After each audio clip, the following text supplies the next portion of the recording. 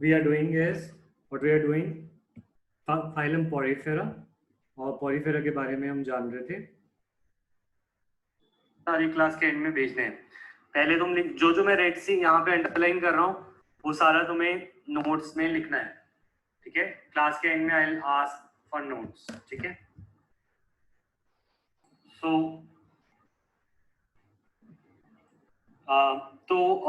हम कह रहे हैं कि first point sponges are asymmetrical, second point cellular level organization is present, ठीक है। Third point is they have pores on the body, इनकी बॉडी के ऊपर पोर्स होते हैं और ये इनका मेन फीचर है।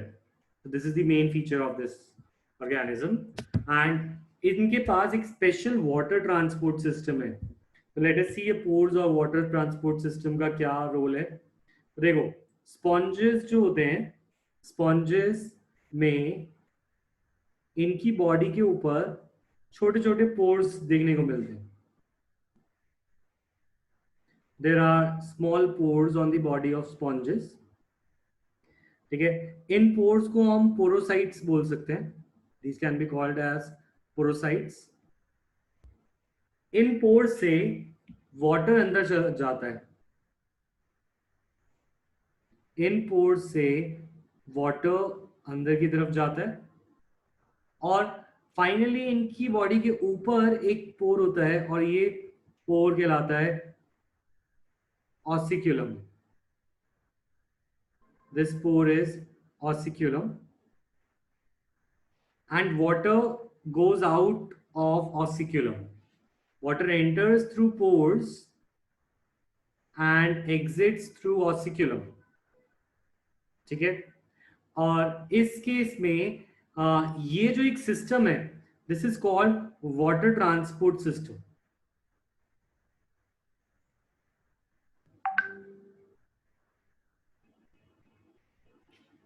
ठीक है। So water transport system helps in transport of food and excretion of waste, इन सब में काम आता है, ठीक है। अब इनकी बॉडी में एक कुछ सेल्स भी होते हैं and these cells are called choanocytes. क्या बोलते हैं? क्वानोसाइट्स।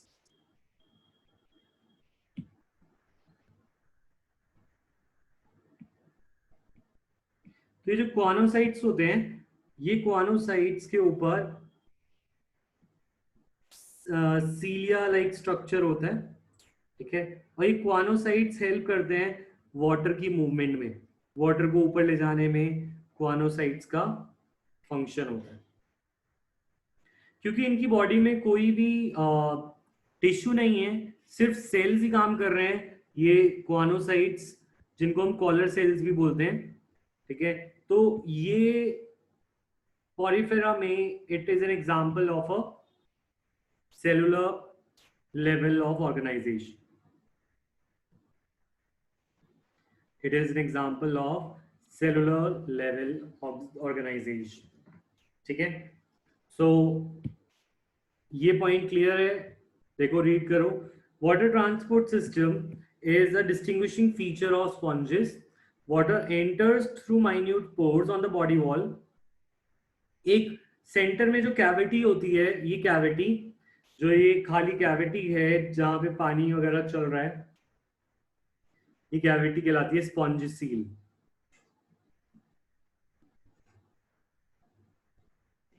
Cavity of sponges is also known as spongocoel, ठीक है। अच्छा, स्पॉन्जिसील्स में water goes out through osculum, तो वाटर बाहर जाता है ऑसिक्यूलम से, ठीक है। इनके अलावा इनके पास सेल्स, वाटर ट्रांसपोर्ट सिस्टम का फंक्शन क्या है ये याद रखना है। Water transport system helps in gathering of food, exchange of gases and excretion. Spongiceal ant canal is lined by collar cells or choanocytes. Collar cells और choanocytes इसको line करते हैं। Digestion is intracellular, skeleton. अच्छा, इनके अंदर एक skeleton बनाने वाली छोटे छोटे सेल्स होते हैं, जैसे छोटी छोटी बोन्स की तरह। तो ये जो स्ट्रक्चर्स होते हैं जो इनकी बॉडी में होते हैं, इनको बोलते हैं spicules. They are known as spicules. ठीक है, ये बात समझ में आई?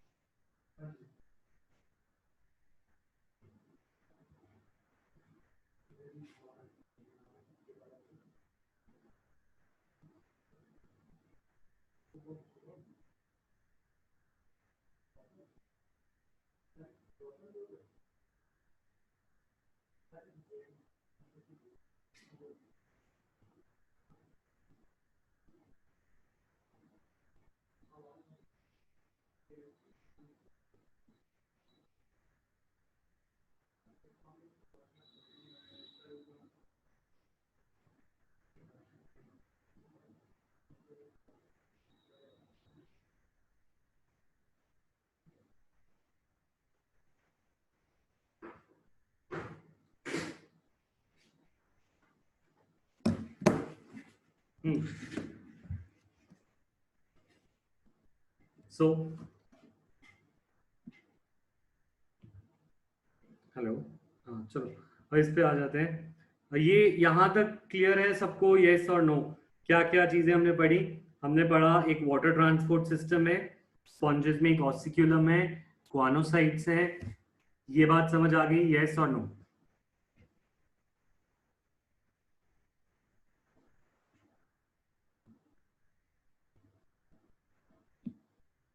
बोलो। खुशी, निदांश, कनिष्का।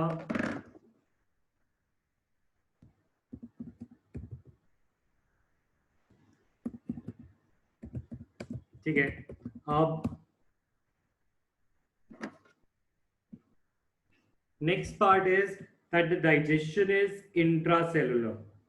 डाइजेशन इंट्रासेलुलर है, इसका मतलब क्या है कि इनका जो डाइजेशन होता है वो सेल्स के अंदर ही होता है, क्योंकि इनके पास कोई स्टमक नहीं है, इंटेस्टाइन नहीं है, एटसेट्रा कुछ नहीं है। तो इनका डाइजेशन कहाँ होता है? इनका डाइजेशन इनके सेल के अंदर ही होता है। तो इंट्रा सेलुलर डाइजेशन इनके अंदर देखने को मिलता है। ठीक है, so next is a skeleton is made of spicules. Spicule से इनका स्केलेटन बना होता है और वो सपोर्ट करता है बॉडी को। रिप्रोडक्शन, तो reproduction they are hermaphrodite। hermaphrodite यानी male and female are both present in one organism only, यानी male structures and female structures दोनों एक ही में हो तो ऐसा ऑर्गेनिज्म hermaphrodite कहलाता है। और इनके अंदर सेक्सेस आर नॉट सेपरेट। ठीक है, और इनके अंदर सेक्सुअल रिप्रोडक्शन से गैमीट फॉर्मेशन होता है और ये सेक्सुअल रिप्रोडक्शन होती है by the method of fragmentation. अगर ये पार्ट में टूट जाए तो फ्रैगमेंटेशन हो जाती है। ठीक है, fertilization internal and development is indirect. ठीक है, अच्छा तुम सब मुझसे नोट्स कब लेके जा रहे हो ये चैप्टर 1 to 4 के? बताओ, क्योंकि बिना नोट्स के तो पढ़ाई मुश्किल है। खुशी, नितांश, स्तुति। ठीक है, कॉल करके आना, कॉल करके। ठीक है, या कोई भी किसी को भी भेजोगे लेने के लिए तो कॉल करके भेजना। ठीक है, कल और परसों में ले जाना ये नोट्स मुझसे। ठीक है, निदांश तुम भी। विनीत तुम्हें मैं पीडीएफ भेज दूंगा। अब बात आ रही है कि इसके अंदर डेवलपमेंट इनडायरेक्ट लिखा है। What is indirect development? हाँ, केमिस्ट्री भी दे दूंगा, तुम मुझे कॉल कर लेना आने से पहले। इनडायरेक्ट डेवलपमेंट का मतलब है कि देखो, तुम्हें पता है बटरफ्लाइज कैसे डेवलप होते हैं? पहले उनका एक लार्वल स्टेज आता है, जैसे कैटरपिलर। पहले बटरफ्लाइज कैटरपिलर स्टेज में होती है और बाद में they turn into complete butterflies. तो तुम बताओ, ये जो डेवलपमेंट ऑफ बटरफ्लाइज है, is it in different forms और सेम फॉर्म्स? इनका जो मॉर्फोलॉजी है, ठीक है, तो मॉर्फोलॉजी सेम है या डिफरेंट है? दोनों एक जैसे दिखते हैं या अलग अलग?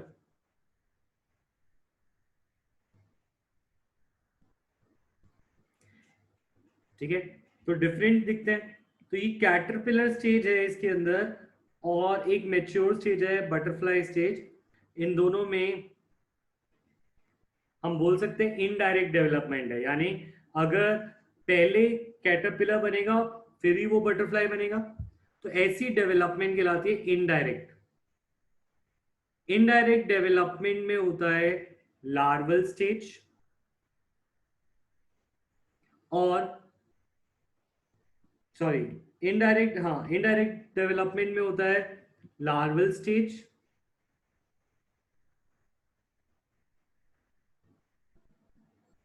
और डायरेक्ट डेवलपमेंट में there are no larval stage, without larval stage. इनके अंदर मेटामॉर्फोसिस, मेटामॉर्फोसिस का मतलब होता है different forms,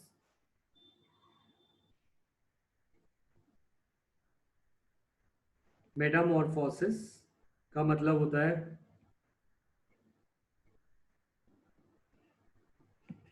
larvae and adult have different morphology, दोनों अलग अलग दिखाई देते हैं। तो इस केस में जो एडल्ट है वो बटर कैटरपिलर से डिफरेंट दिखाई देता है, ठीक है। ये किस में होता है? Direct development occurs in fishes, reptiles and birds and mammals. हमारे अंदर ऐसा कुछ नहीं होता कि ह्यूमन का पहले लार्वा होता है और फिर वो एडल्ट बनता है, ऐसा तो नहीं होता, ठीक है। पर इनवर्टिब्रेट्स और एम्फीबियंस, इनवर्टिब्रेट्स होते हैं जो ये इन सब को छोड़कर जो हमारे ऑर्गेनिजम्स हैं, रेप्टाइल्स, इन सब को छोड़कर, मैमल्स को छोड़कर बाकी सारे ऑर्गेनिज्म इन्वर्टिब्रेट्स होते हैं। इन्वर्टिब्रेट्स में ऐसा डेवलपमेंट दिखाई देता है। तो is the difference between direct and indirect development clear to you, yes और नो?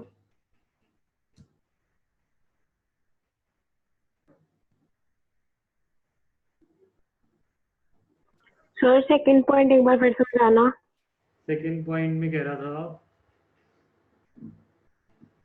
इसमें कह रहे हैं कि इसमें मेटामॉर्फोसिस एब्सेंट होता है, यानी कि ऐसा नहीं होता कि पहले वो अलग दिखाई देता है बाद में अलग। मॉर्फोलॉजी का मतलब होता है कि एक्सटर्नल अपीयरेंस, इसमें एक्सटर्नल अपीयरेंस सेम ही रहती है, इसमें एक्सटर्नल अपीयरेंस चेंज होती रहती है, ठीक है। नेक्स्ट इज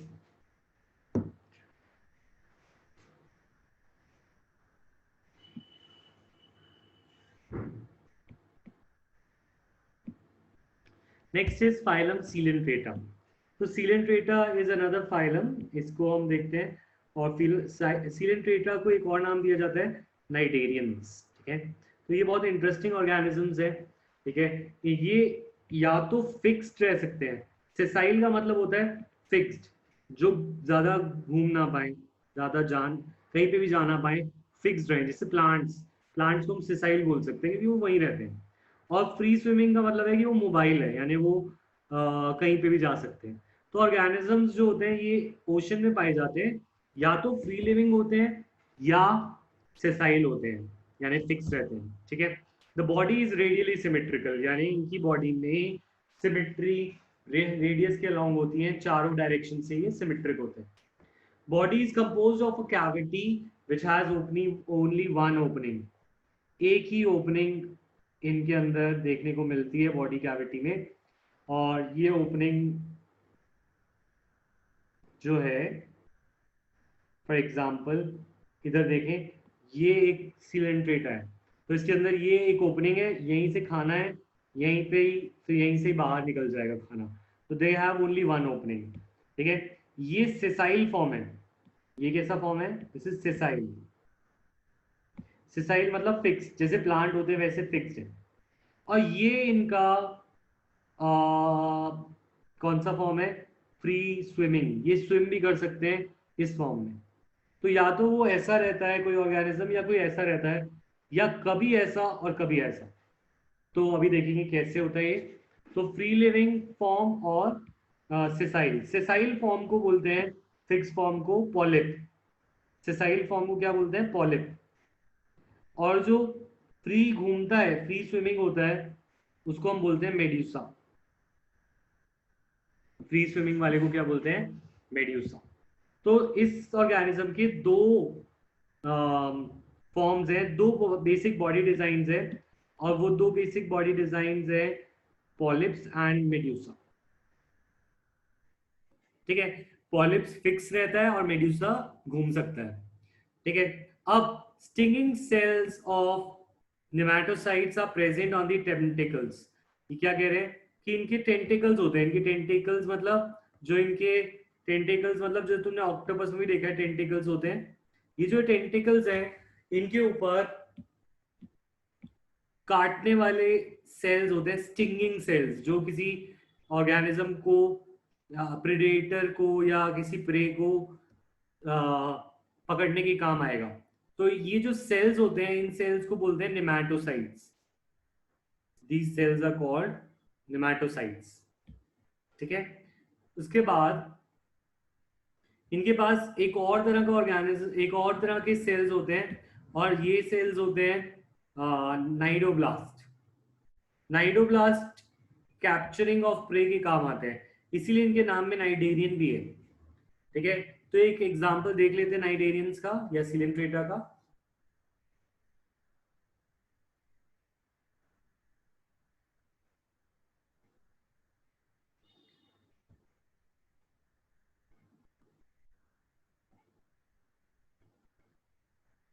तो ये जेलीफिश जैसे दिखते हैं। ठीक है, तो this is an example of a cnidarian. ये कैसा फॉर्म है? पॉलिप या मेड्यूसा? बताओ।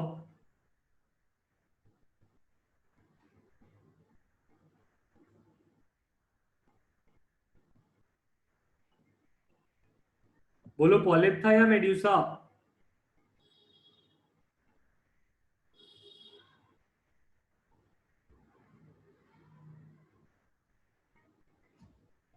ये क्या है, पॉलिप या मेड्यूसा?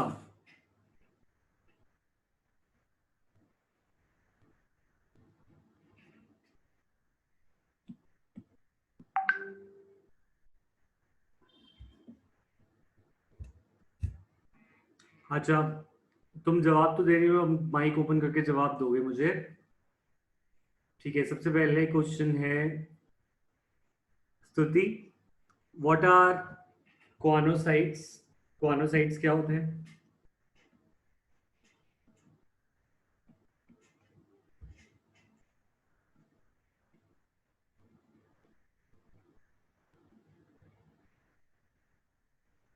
क्वानोसाइट्स क्या होते हैं, मैं ये पूछ रहा हूँ।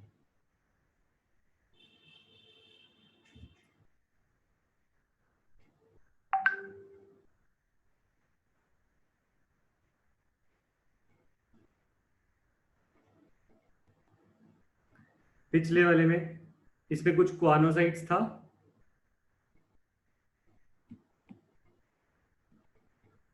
Collar sales.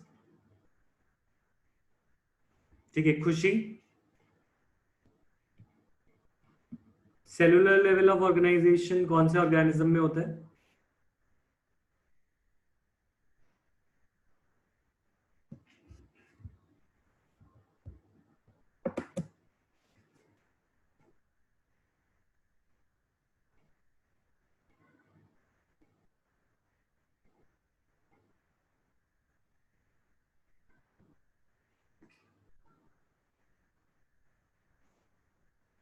कनिष्का,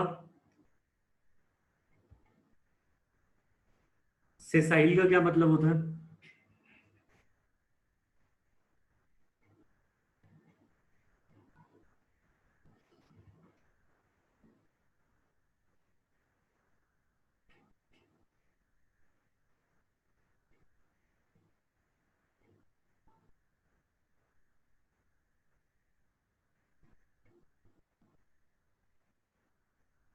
विनीत,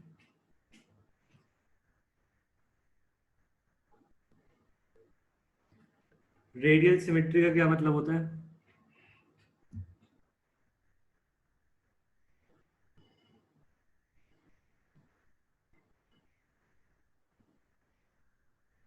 चलो मैं तुम्हें कॉल करता हूँ इंडिविजुअली, ठीक है? कॉल पे बात करते हैं।